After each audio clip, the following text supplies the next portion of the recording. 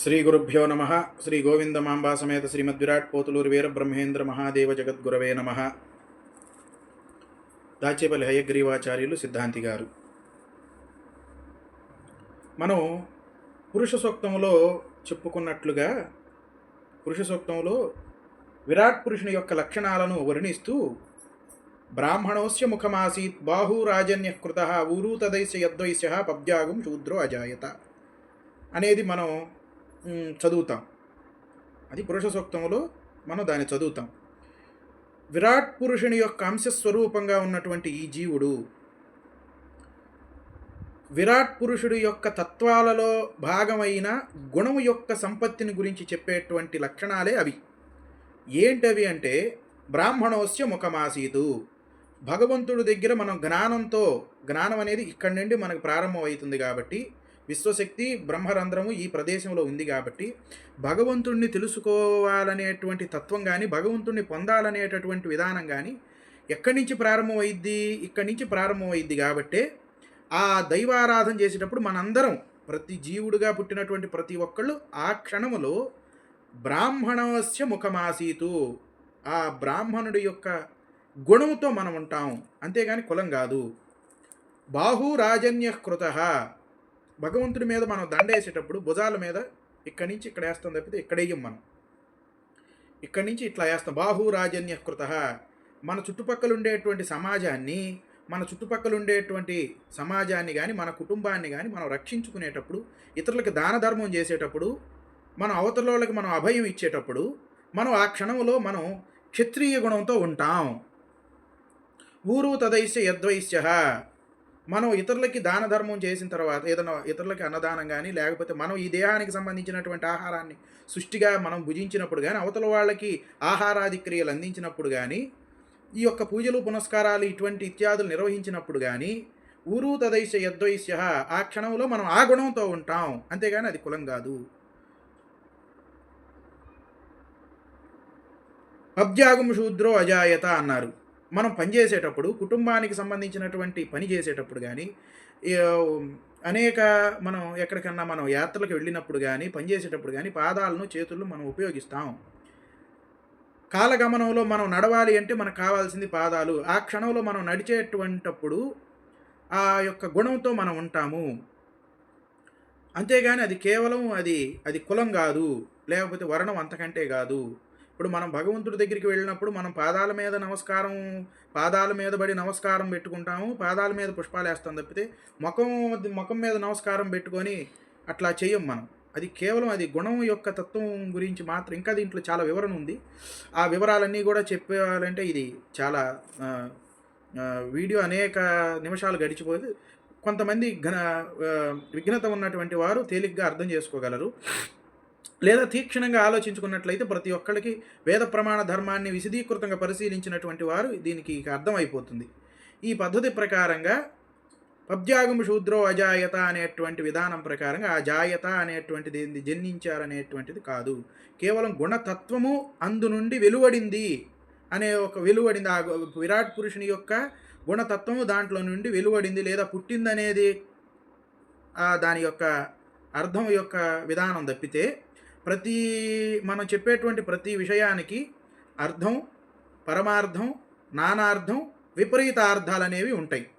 మనం ఏ విషయాన్నైనా అర్థం చేసుకునే దాంట్లో మనం పరమార్థం తీసుకున్నామా, విపరీతార్థం తీసుకున్నామా అనేది మనకి ఇక్కడ ఆధారం అయి ఉంటుంది. ఇప్పుడు ఈ ముఖం నుండి, దేవుడి యొక్క ముఖం నుండి బ్రాహ్మణులని, ఈ భుజాల నుండి క్షత్రియులని, పొట్టలో నుండి వైశ్యులని, పాదాల్లో నుండి శూద్రులు పుట్టారు అనేటువంటిది విపరీతార్థం. దీంట్లో పరమార్థం నేను చెప్పిందే. కేవలం జీవుడు ప్రతిరోజు నిత్య జీవితంలో ఉపయోగించేటువంటి గుణాన్ని, తత్వాన్ని మాత్రమే మనం తీసుకోవాలి తప్పితే అవి కులాలు కానే కాదు, జాతులు అక్కడి నుంచి పుట్టారనేది అది మంత్రం యొక్క పరమార్థం కానే కాదు. అది కేవలం విపరీతార్థంగానే వెలువడింది అనేటువంటిది మా గురువులు మాకు చెప్పినటువంటి అంశం.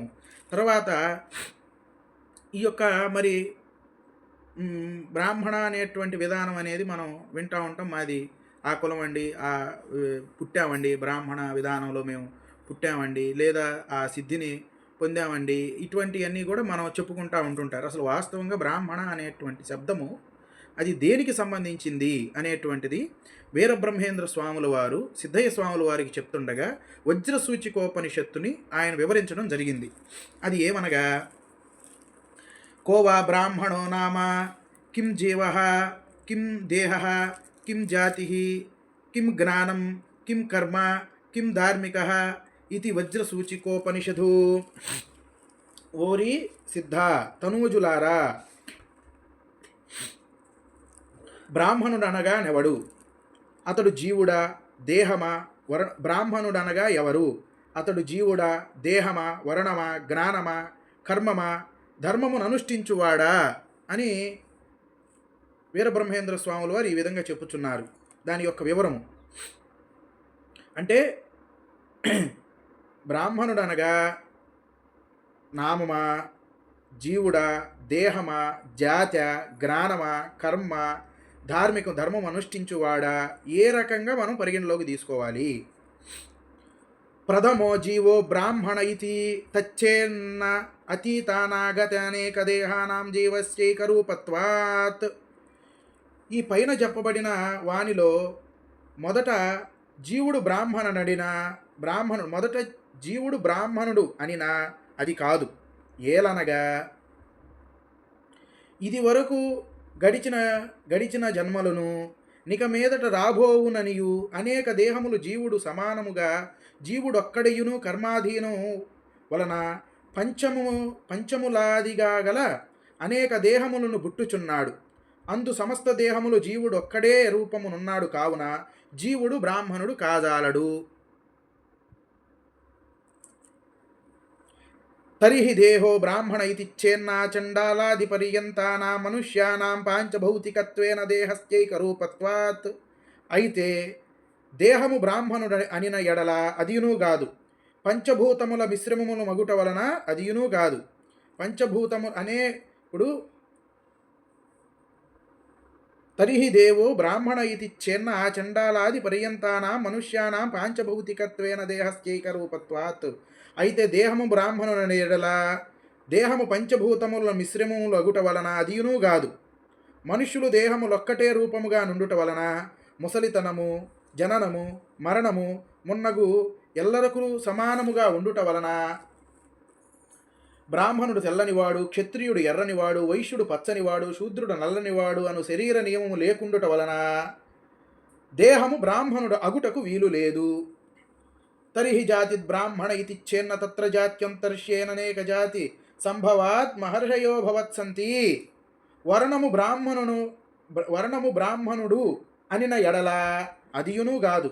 ఒక వర్ణములో అనేక, అంటే మీరు అనుకుంటున్నట్టుగా వర్ణము అనేటువంటిది ఏదైతే ఉన్నదో ఆ వర్ణములో జాతి లక్షణముతో సంబంధం లేకుండా జ్ఞానము కలుగజేయు ఋషులు ప్రతి ఒక్క వర్ణములో ఉన్నారు.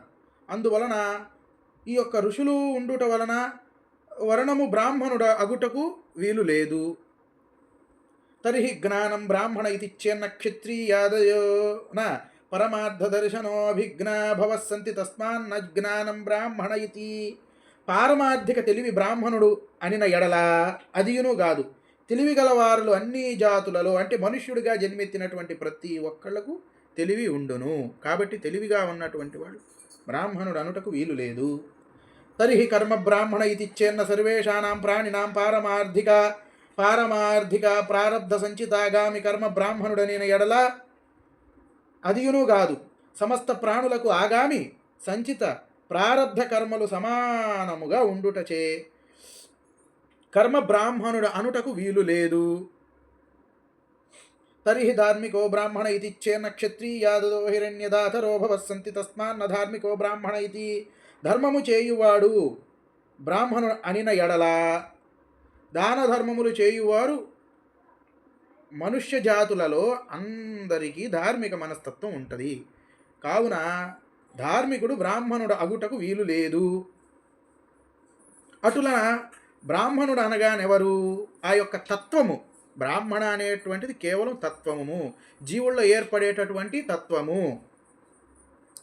యః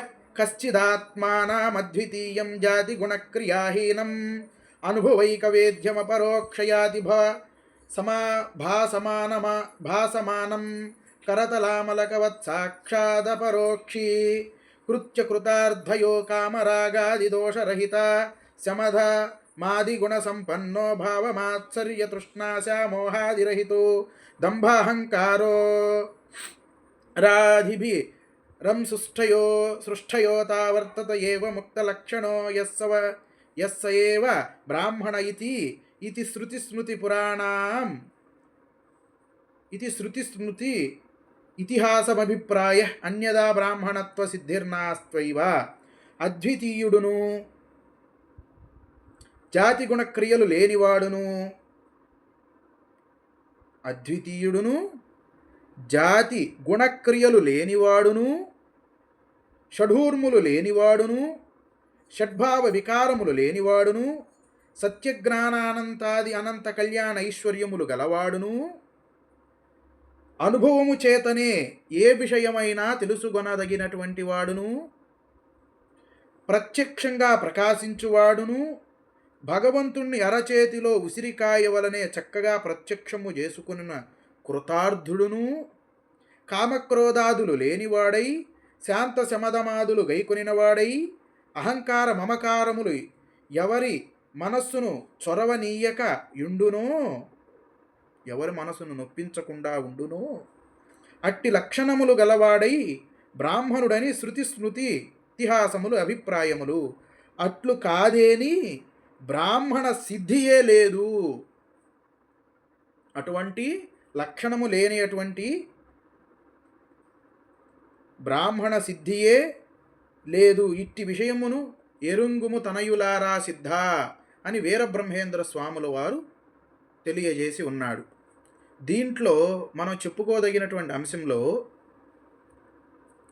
కేవలం జీవుల్లో ఏర్పడేటటువంటి లక్షణాలను బట్టే గుణాన్ని బట్టే ఆయా రుణానుబంధంగా జీవుడు యొక్క స్థితిగతులనే ఏర్పడతాయి తప్పితే కులంతో కానీ మతంతో కానీ ఈ దేహానికి సంబంధం లేదు అనేది మనకి వీరబ్రహ్మేంద్ర స్వాముల వారి యొక్క అనుగ్రహ భాషణంతో మనకి తెలుసుకున్నాం. మనసా వాచ కర్మణ ఏ విషయాన్నైనా నేను ఇందాక చెప్పినట్లుగా ఏ విషయాన్నైనా ఈ జీవుడు అర్థం పరమార్థం నానార్థం విపరీతార్థం ఎవరు ఏ విధంగా తీసుకుంటారో వారు ఆ విధంగా వారి యొక్క మతికి అది అర్థమవుతుంది. అట్లా భగవంతుడి యొక్క సాక్షాత్కారమైనటువంటి అంశాలు కానీ మన పూర్వీకులు చెప్పినటువంటి అంశాలు కానీ విశ్వకర్మ వంశంలో ఏర్పడినటువంటి సానగ సనాతన అహభూన రత్న సుపర్ణ పంచ పరబ్రహ్మ ఋషులు ఈ సృష్టి కార్యకలాపం గురించి వివరించినప్పుడు ఈ యొక్క విశ్వకర్మ పరబ్రహ్మ జ్ఞానస్వరూపంగా చెప్పినటువంటి విషయాలను పరమార్థ దృష్టితో కాకుండా ఇతర పరమైనటువంటి నానార్థ దృష్టిలో తీసుకున్నటువంటి వాళ్ళు ప్రకృతి ధర్మాలను అర్థం చేసుకోలేనటువంటి వారు వారి ఇష్టానుసారంగా రచించుకున్నటువంటి విధానం ప్రకారంగా ఎవరు దానికి బాధ్యులు కాదు. ఆనాడు కాల పరిస్థితులను బట్టి వాళ్ళ స్థితిగతుల్లో ఉన్నటువంటి కొంతమంది రాజులు చుట్టుపక్కల ప్రజలను వాళ్ళకి నచ్చిన విధంగా వాళ్ళకి సంబంధించినటువంటి గుణానికి సంబంధించిన విధంగా వాళ్ళ ఆధీనంలో తీసుకోగలిగే విధానం ప్రకారం వాళ్ళు ప్రవర్తించినందువలన ఆ చుట్టుపక్కల ఉన్న సమాజాన్ని వాళ్ళు ఆధీనంలోకి తీసుకొని వారికి అనుగుణంగా అన్ని రచనలు చేసుకోవడానికి ఆనాడు ఆధారమైనవి. వీరబ్రహ్మేంద్ర స్వాముల వారి అంశం కూడా ఇంతే. నువ్వు వీరబ్రహ్మేంద్ర స్వాముల వారి యొక్క అంశము జీవాత్మ స్థితిలో చూస్తావా, ఆత్మస్థితిలో చూస్తావా, పరమాత్మ స్థితిలో చూస్తావా, పరిశుద్ధాంతఃకరణ చైతన్య స్వరూపుడిగా చూస్తావా, పరిపూర్ణ ఆత్మస్థితిలో చూస్తావా, పరిపూర్ణ ఆత్మ అతీతంగా నువ్వు చూస్తావా, పరిపూర్ణ ఆత్మాతీత అఖండ అద్వితీయుడిగా వీరబ్రహ్మేంద్ర స్వాముల వారిని నువ్వు చూస్తావా అనేటువంటి తత్వం మీదనే జీవుడు తల మీద ఉండేటువంటి బ్రహ్మ తల మీద ఉండేటువంటి పరమాత్మ తల మీద పరబ్రహ్మ తల మీద వీరబ్రహ్మ తల మీద విశ్వబ్రహ్మ మహాదేవులు అనేది యొక్క శాస్త్రం యొక్క ప్రమాణం మీద ఆధారపడి ఉన్నది. శాస్త్రం అంటే కేవలం మా గురువులు మాకు చెప్పినటువంటి అంశాన్ని మాత్రం మీకు నేను తెలియజేస్తున్నాను. ఈ యొక్క అదేవిధంగా శివ ఋషి శివలింగానికి ఆరాధించారు. ఆ యొక్క శివులు ఆది మహాశివుని యొక్క లింగానికి ఆరాధించారు. ఆది మహాశివులు అఖండ పరశివుని యొక్క లింగానికి ఆరాధించారు. అఖండ పరశివులు వీరేశ్వర లింగానికి ఆరాధించారు, ఆయన యొక్క ఆత్మలింగానికి. వీరేశ్వరులు విశ్వనాథుని ఆరాధించారు. ఆ విశ్వనాథులు విశ్వకర్మ మహాదేవులే. ఆ విశ్వకర్మ మహాదేవులు ప్రణవాక్షర బ్రహ్మ అనాది అఖండ పరశివులను, అనాది అఖండ పరశివుల యొక్క లింగానికి అనాది విరాట్ విశ్వకర్మ వైశ్వకర్మ ప్రకృతి పురుషుల్ని ఆరాధించాడు. ఆ ప్రకృతి పురుషులైనటువంటి అనాది విరాట్ విశ్వకర్మ వైశ్వకర్మని ద్వితీయ విరాట్ వీరప్పయ్య మహాదేవులు వారి యొక్క ఆత్మలింగానికి ఆరాధించారు. ఆ ద్వితీయ విరాట్ వీరప్పయ్య మహాదేవులు ప్రథమ విరాట్ వీరప్పయ్య మహాదేవులు వారి యొక్క లింగానికి ఆరాధించారు. ప్రథమ విరాట్ వీరప్పయ్య మహాదేవులు విశ్వబ్రహ్మ అనాదచల పరిపూర్ణాతీత ఖండ ద్వితీయ అనాది విరాట్ విశ్వబ్రహ్మ మహాదేవులు వారి యొక్క లింగానికి ఆరాధించారు. కాబట్టి ఈ మనం చెప్పుకున్నట్లుగా ఈ యొక్క అనాది విరాట్ విశ్వబ్రహ్మ మహాదేవులు వారి యొక్క జ్యోతిస్వరూపంగా అనాది విరాట్ విశ్వకర్మ, తర్వాత అఖండ పరశివులు, అనాది శేషులు, ప్రణవాక్షర బ్రహ్మ, శూన్యము, ఓంకారం తర్వాత ఆది విరాట్ విశ్వకర్మ మహాదేవులు పంచముఖముల నుండి ఉద్భవించినటువంటి సద్యోజాత వామదేవ అఘోర తత్పురుష ఈశాన ముఖముల నుండి ఉద్భవించినటువంటి ఆ పంచలింగాలు, అంటే సద్యోజాత పంచబ్రహ్మల యొక్క పంచలింగాలకి ఆరాధించారు మహర్షులు, యోగులు, సిద్ధులు. అదేవిధంగా శివులు, మహాదేవులు అనేటువంటి అంశం ఇది చాలా ఇది మా గురువులు చెప్పినటువంటి అంశంలో అనేకమైనటువంటి రహస్యమైనటువంటి విషయాలు ఉన్నాయి. మనం ఆరాధించేటువంటి ఈ యొక్క లింగోద్భవము, లింగస్వరూపము, ఆత్మలింగ స్వరూపము, మనం ఏ దేవతా స్వరూపంగా నువ్వు మనసులో అనుకొని ఆరాధిస్తావు ఆ దేవతా స్వరూపానికి, ఆ అనాది పురుషులకు, ఆ దేవుడికి, ఆ మహాదేవులకి చెందుతుంది. ఇంకా దీంట్లో ఉండేటువంటి అంశం, ఇంకా అంతర్గతమైనటువంటి రహస్యాంశాలు అనేకం ఉన్నాయి. జై వీరబ్రహ్మ జై, గోవిందమాంబ జై. ఈ రకంగా వీరబ్రహ్మేంద్ర స్వాములు వారు ఆరాధించినటువంటి ఆత్మలింగ స్వరూపము అనాదచల పరిపూర్ణాతీత ఖండ ద్వితీయ అనాది విరాట్ విశ్వబ్రహ్మ సహిత విశ్వశక్తి మహాదేవులకే. వీరబ్రహ్మేంద్ర స్వాములు వారు ఆరాధించినటువంటి ఆత్మలింగం ఏదైతే ఉన్నదో ఆయన విశ్వబ్రహ్మ మహాదేవులు వారి యొక్క ఆత్మలింగం. ఆ విశ్వబ్రహ్మ మహాదేవుల్నే ఓం నమ శివాయ, ఓం నమో నారాయణాయ, బ్రహ్మణే నమః, ఈ సమస్తమైనటువంటి బ్రహ్మ పదార్థం పేర్లన్నీ పరమాత్మవైతే, పరమాత్మ పేరే పరబ్రహ్మదైతే, పరబ్రహ్మ యొక్క పేరే వీరబ్రహ్మేంద్ర మహాదేవులు వారి అయితే, వీరబ్రహ్మేంద్ర మహాదేవులు వారి యొక్క పేరే విశ్వబ్రహ్మ మహాదేవులది. ఈ యొక్క యావత్ సృష్టిలో ఉన్నటువంటి సమస్తము విశ్వబ్రహ్మ మహాదేవులే.